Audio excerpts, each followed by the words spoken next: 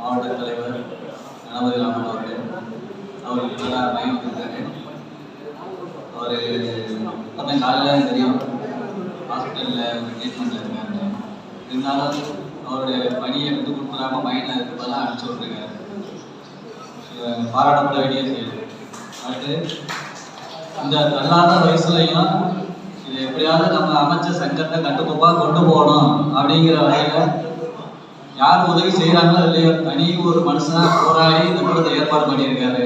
செயலாளர் முச்சாமி மாமா, பொருளாளர் வெங்கடேஷ் பெருமாள், அவங்க எல்லாருக்கும் நன்றியை தெரிவிச்சுக்கிறேன். அதையும் தாண்டி எவ்வளோ இப்போ அண்ணன் சொல்லும்போது சொன்னாங்க, ராதாபுரம் தாலுகாவில் 200 பண்ணை இருக்குது, நாங்குநேரி தாலுகாவில் எவ்வளோ பண்ணைகள் இருக்குது, நீங்கள் ஏறத்தாழ ஒரு 600 பேர் வந்திருக்க வேண்டிய இடம். அதை எல்லாம் வராத மக்களை கூட பேசுவாங்க, அதை பற்றி அடுத்து பேசுவோம். இவங்களுடைய அந்த உழைப்புக்கு அந்த அங்கீகாரம் கொடுத்து நீங்கள் வந்து கலந்துருக்கீங்க. எல்லாருக்கும் வேலை இருக்குது, எல்லாருக்கும் பண்ணை இருக்குது. அது அவங்க எந்த காரணத்தினால அவங்க வரலையோ அதை தாண்டி நீங்கள் வந்திருக்கீங்க. அவங்களுடைய வார்த்தைக்கு மதிப்பு கொடுத்து உங்கள் எல்லாரையும் நான் நன்றி சொல்லிக்கிறேன். முக்கியமான விஷயம் நேற்று மீட்டிங் ஏற்பாடுன்னு ஒரு 3 நாள் முன்னாடி சொன்னாங்க. அவங்க அந்த மீட்டிங்காக எவ்வளோ உழைச்சிருப்பாங்கங்கிறது எங்களுக்கு தெரியும். ஏன்னா ஒரு மீட்டிங்கை ஏற்பாடு பண்ணுறது சாதாரண விஷயம் இல்லைங்க. ஒரு மண்டபம் படிக்கிறதுலேருந்து அதுக்கான சாப்பாடு ஏற்பாடு, எத்தனை பேர் வளர்ந்து வருவாங்க, அந்த கணி கணக்கு போடணும், அதுக்கான ஏற்பாடுகள் வந்தவங்களை நல்லபடி அனுப்பணுங்கிறது ஏற்பாடு செய்கிறத தாண்டி உங்களை எல்லாரையும் அழைக்கணும். அதுக்கு எவ்வளோ அலைச்சல் வரலாம், எவ்வளோ வேலைப்பாடு இருக்குது அப்படிங்கிறது தெரியுங்க. எங்களுக்கு ஒரு தகவல் சொன்னாங்க. நேற்று டாக்டர் நைட்டு 10 மணிக்கு கிளம்புனார். நேற்று நைட்டு 10 மணிக்கு கிளம்பி இங்கே 4 மணிக்கு வந்து ரூமில் இருந்துட்டு திரும்பி காலையில் கிளம்பி வரோம். அதே மாதிரி நான் ஒரு 11 மணிக்கு கிளம்பி காலையில் 6 மணிக்கு இங்கே வந்து இறங்குங்க. உங்களை மாதிரி எங்களுக்கும் பண்ணைகள் மற்ற எல்லா குழந்தைகள் தலைமுறையும் இருக்கு. அதையெல்லாம் தாண்டி எதுக்காக வரோம் சொல்லுங்க? எதுக்காக வரோம்? எல்லாரும் மாதிரி நாங்கள் சொல்லி எழுதுறாங்க.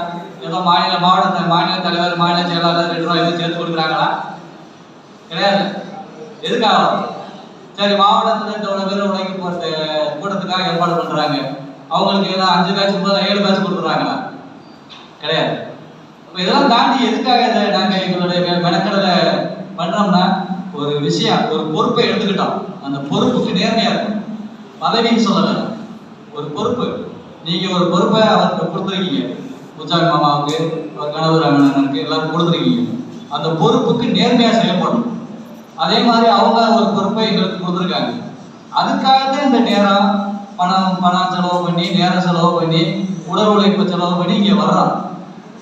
அதே மாதிரி உங்களுக்கும் இன்னைக்கு பண்ணையில எல்லா வேலைகள் இருந்திருக்கா, அதெல்லாம் ஒதுக்கிட்டு வந்திருக்கீங்க.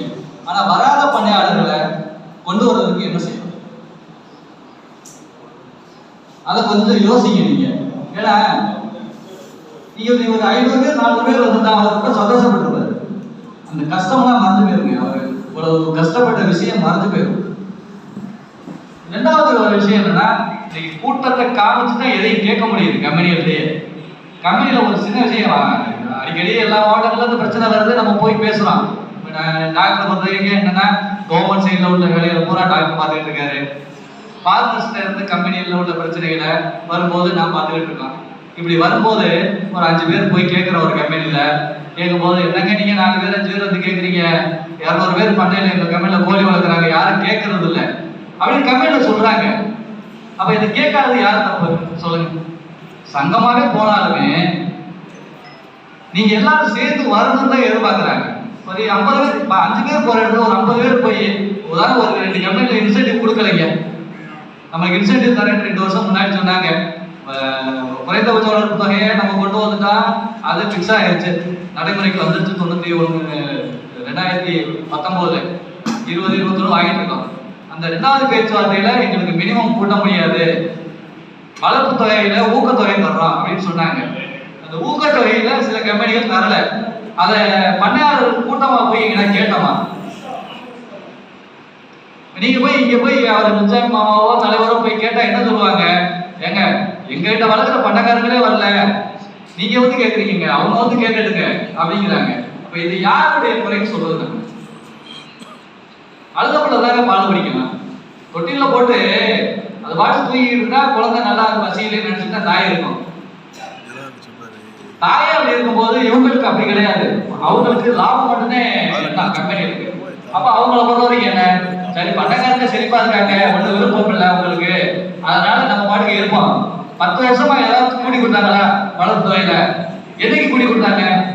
நம்ம கூட்டம் சேர்த்துதான். 2013க்கு அப்புறம் வளர்ப்பு துறையே கூடலைங்க. 3 ரூபா 3,000 ரூபா தான் இருந்துச்சு. இந்த 3 எப்படி ஆரம்பம் கொஞ்சம் எல்லா பணக்காரங்களும் இங்க வந்திருக்கவங்க புரிஞ்சுக்கிட்டாங்க. நீங்க வந்திருக்கீங்க, நான் இதையே உங்ககிட்ட சொல்றேன்னா வராத பணக்காரங்க நீங்க தான் சொல்லணும். உங்க பக்கத்துல ஒரு 4 பணக்காரங்க இருப்பாங்க, நீங்க வராம இருந்திருப்பாங்க. ஏப்பா எல்லாரும் போனா தானப்பா நம்மளுக்கு தேவையானதை வாங்க முடியும், சலுகை வாங்க முடியும். 365 நாள் கம்பெனிக்கு உழைக்கிறீங்க, உழைக்கிறோம். 365 நாள் உழைக்கிறோம் நம்ம கம்பெனிக்கு. எதுக்காக? வாழ்வாதாரத்துக்காக. அந்த இதை நம்ம சங்கத்துல இருந்து வாழ்வாதாரத்தை இன்னும் முன்னேற்றம் அடைகிறதுக்காக. அன்னைக்கு நீங்க 5000 கோடி வளர்த்து 30,000 பில்லு வாங்க. நீங்க யாரும் 30,000 பில்லு வாங்கணுமா? குறைஞ்சபட்சம் 60,000-70,000 வாங்கணுமா இல்லையா? அது மனசாட்சியத்தோட சொல்லுங்க. இது எதனால வந்துச்சு?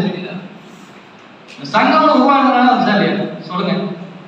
அப்ப ஏன் இந்த சங்கத்தை ஒரு பிடிச்சுக்கிட்டு இன்னும் மேல போறதுக்கு இல்லாம ஏதோ ஒரு போட்டோம் நம்ம வீட்டுல இருப்போம் அப்படின்னு சொல்லிட்டு இருந்தா இது என்னைக்குமே அடுத்த வருடம் முன்னேற்றத்துக்கு வழி இல்லை. அதனால வராதவங்களுக்கு பொறுப்பாளிகள் நீங்க தான். நீங்க தான் உங்க பொறுப்புல அவங்களை எல்லாரையும் அடுத்த கூடத்துக்கு வர வைக்கணுங்க.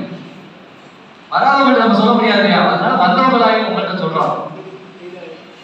இது என்ன கதைன்னா, ஒரு ராஜா மாடு 10 பேர் மாடு ஊர்ல 10 பேர் மாடு கொடுத்து வளர்க்க சொன்னாரா? எல்லா செலவும் கொடுத்து தீவனம்